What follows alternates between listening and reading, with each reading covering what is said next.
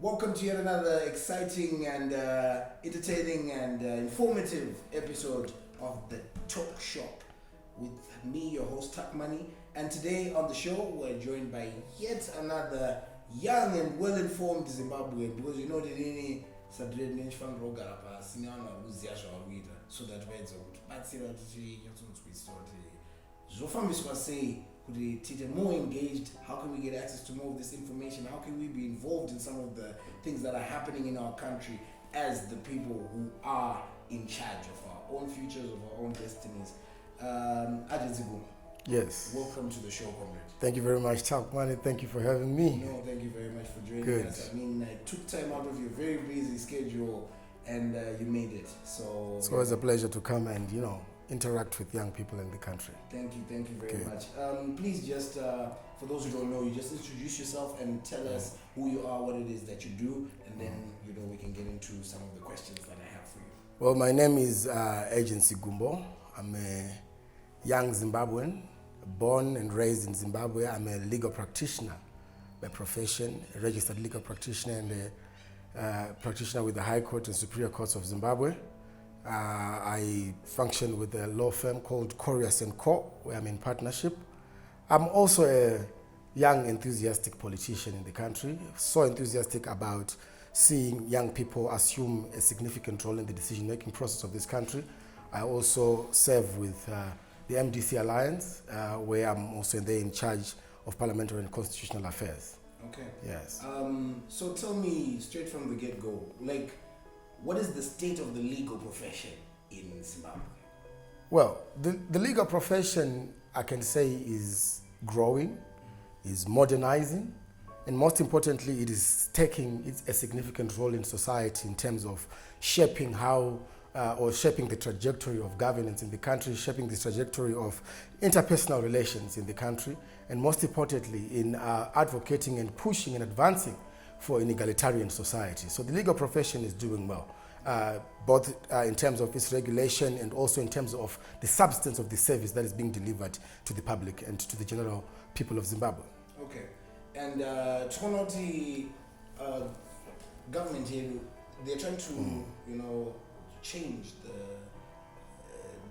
there's this act here, okay. Legal Practitioners Act. Okay. And this is going to see them, having control over who funds the law society and, things like that. What does this mean for you guys?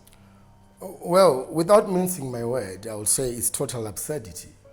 Because at the center of the rule of law and at the center of the practice of the rule of law is the independence of the legal profession. The legal profession must present itself as the conscience of society. It must be the regulator of interpersonal behaviors and also government behavior. So to have government seeking to influence how the legal profession is conducted and structured is undue influence, unwelcome influence, which barrels down to the issue of the rule of law. And of course, there's general resistance to that because a lawyer must be able to exercise their mandate as a lawyer, as an officer of the court, without fear of victimization that could possibly come from the regulating authority. So that's why you realize that the law society in the country is not a government entity, but the law society is a body that regulates the profession regardless of what political party one is affiliated to, or regardless of what matter or case one is to carry, of course, in terms of political characterization. Okay. Yes. And then we have a lot of lawyers, yourself, for an example, who are now, going into politics. Yes. Very strictly and going in hard. What could be the reason for this, migration that we're seeing? Okay. So I'll make reference to a great American jurist. He's called James Wilson. Okay. And he says that law is the sinew of government. It is the ligament of government. Okay. So there is an intertwined relationship that exists between the law and government, the law itself being a tool for government action. So the relationship that exists between law and government makes it very easy. It makes it an open channel, an open path for lawyers to want to go and influence the process and position that the process used to make the laws. Because politics itself is a process within which people, try to influence what law governs what and what law, how a law is made up and structured. Right. So because of the practice that lawyers do, they are bound to have an interest in the process of making the law. Which is basically how law shapes the politics. Which is basically how law shapes the politics. Okay.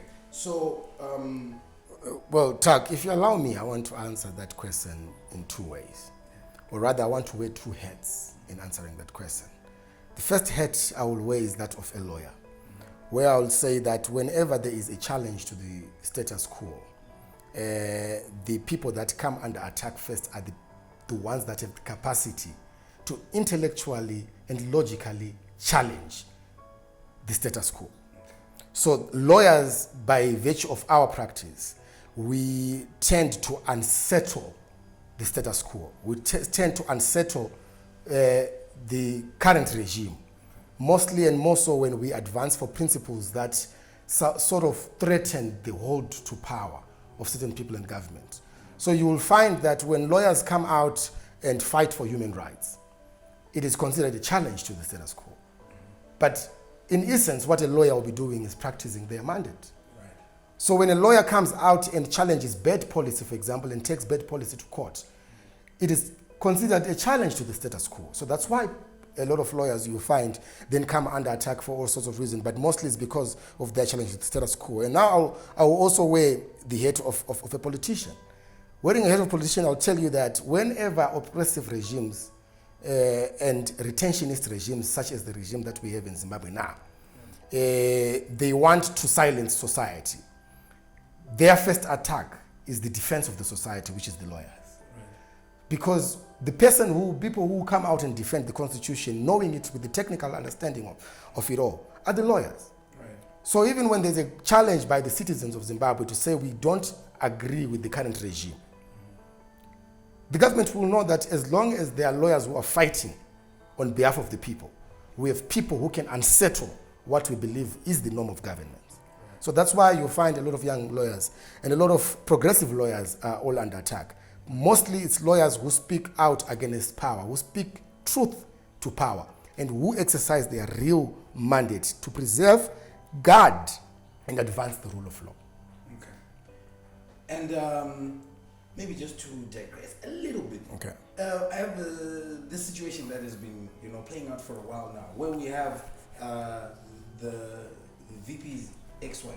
Okay. Or I don't know if they're even divorced legally, and she's going through this legal battle. What are your comments on what is going on? Well, of course, it's the bedroom politics of a very disturbed soldier. I can comment on the issue, but what I believe we must derive from that is the undue influence that the executive can have on the judiciary. Is the undue influence that power can, if abused, can have on how our judicial system works and how our courts function. It's very sorry to see what's happening to Miriam Bayo. There is a lot of loopholes in the case, and there's a lot of questions that will ordinarily rise because we believe that our courts, in as much as they have a duty to be judicious, they also have a duty to be empathetic with the people, because the law and the courts must serve the people. They must be there to regulate society and regulate communities. They do not exist to settle personal scores. There's personal, bedroom scores. They do not exist to be abused for purposes of settling such scores.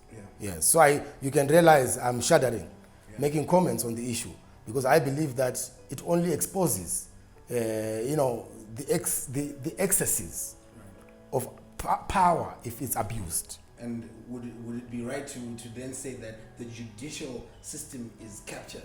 And if you would be able to also explain what it means when something is captured, maybe just adding on to what you've already said, right? Well, yeah, it's a very broad and contentious question in our jurisdiction and in our spaces. Also, politically, we adopt different stances on the issue. Yeah. We particularly adopt a stance that there is some form and level of compromise that our judicial system has gone through. So when people speak of the judiciary being captured, people relate to the issues of the relationship between key persons within the judiciary and the ruling ZANU-PF. So you do realize that there are three arms of government. There is the judiciary, there is the legislature, and there is the executive. So the principle of separation of powers relays that the judiciary must exist as an independent body. The executive, and so is parliament. These must be separated in terms of their function, but in unison in terms of the delivery of the service to the people of Zimbabwe and to the people world over. So when the judiciary is said to be captured, the implication is that there is influence from one of the other parts of government or one of the other arms of government. And mostly what we have realized is the influence that the executive time and again will have on the judiciary. You realize that there is relations sometimes that date back with key individuals and key leaders in the judiciary that date back in times of the war. You have soldiers who are on the bench who obviously cannot sometimes give a fair adjudication of matters that involve their fellow compatriots who perhaps are serving in the executive. Right. Yes. Right. And then at this point now, whose role would it be to, free the judiciary? Well, number one, the role is the conscience of society has that role. We need to ensure that we make it a non-negotiable to the current regime, that there must be observance of the Constitution, because the Constitution itself speaks to the separation of powers. The question is, when the Constitution is disregarded by those in authority and those in power, who must rise up to challenge those in power?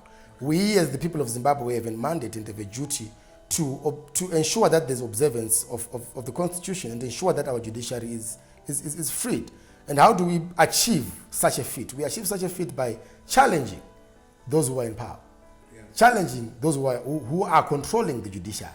Because remember, there are a lot of issues that arise on the topic of judicial capture.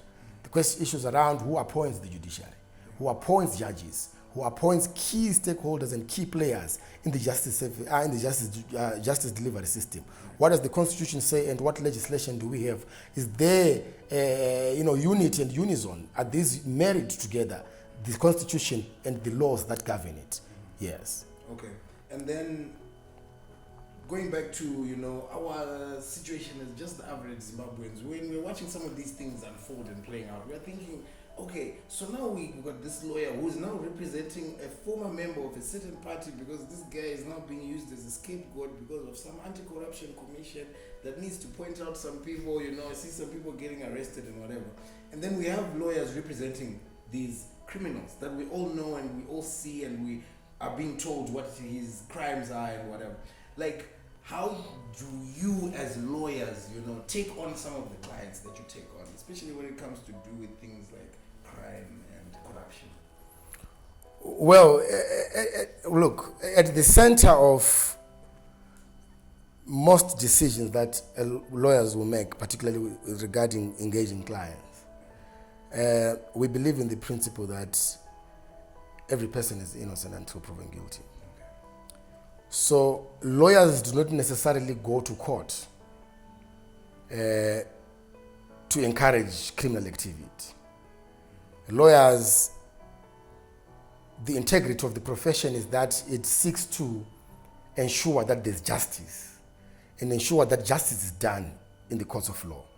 So every person has a right to justice, because that is what the rule of law entails. It doesn't matter what allegations have been laid against one. Every person has the right to justice. Justice sometimes might not mean you not going to prison. Justice sometimes might mean that even if you are to go to prison, due process has been followed. Even if you are to be convicted, the courts and the law has toed the line that we have all as a society agreed to be the law. So you realize that there is a lot of criticism that lawyers face to say, you are representing a murderer, you are representing a robber, you are representing this, so and so, so and so. It's not because lawyers encourage criminal activity, but lawyers encourage justice. So justice is the thing that we have to ask yourself when you're engaging a client. But of course, a lot of people then have their differences and all other considerations in terms of engaging clients. Every person is different. And also every person has different sets of skills. So you realize one person might be an entirely divorce lawyer. You will not find them sometimes. They're rushing with criminal matters. One other person is corporate, so on and so forth. So law is an expanse profession which exists in all the facets of our society. Okay. And then, this is just because I don't want to take too much time out of your day. So all right. We'll just say this question you're going to answer as a Zimbabwean, all right, or as a father, yes, or as a politician, or yes, as a lawyer. okay. If you were to be given the opportunity to change something in Zimbabwe, or change some things, what are some of the things that you would want to change, and how would you do some of this? Well, I would want to change the culture and character of government in Zimbabwe. I would like to, encourage a culture that puts Zimbabwe first before self-aggrandizement, that puts every citizen of this country at the center of the policy-making processes. I would like to change how we do our politics in the country. I would like to democratize the politics of this country. I would like to ensure that every young man and every young woman in this country has an opportunity to air out and to live out their dream in their lifetime. We have a challenge that a lot of us young people have never witnessed or enjoyed a good Zimbabwe. We have never witnessed or enjoyed a good life. We have known a life of struggle in our different spaces. We want that to change. If I'm given an opportunity to change things, I would give every young person an opportunity to live a good life. That's what we want. That's what we've always wanted. Well, thank you very much for joining us today on the show. It was a very insightful and eye-opening conversation that we had. Thank you very much, Top. Right, and for all you guys who are watching out there, I hope you guys had the opportunity just to figure out Ntemo law in Zimbabwe, what role it plays in shaping the politics of the country and the politics of the land. We're joined by Agency Gumbo, who is, another very young and involved Zimbabwean. So we're trying to all get involved, trying to all get engaged. Make sure that you're looking around for information, access to it, and how you can help your community, and also join some of these conversations that are happening around you, and make conscious decisions that help you and your community, be it socially, economically, politically. But as young Zimbabweans, we definitely need to be involved and engaged. Again, thank you very much, Mr. Gumbo, for joining us. Thank you very much, Takmani. Cheers, my guy. And for everybody else watching us, join us next week again, same time, same place, here on the Feed ZW. This is the Talkshop, and we'll catch you later.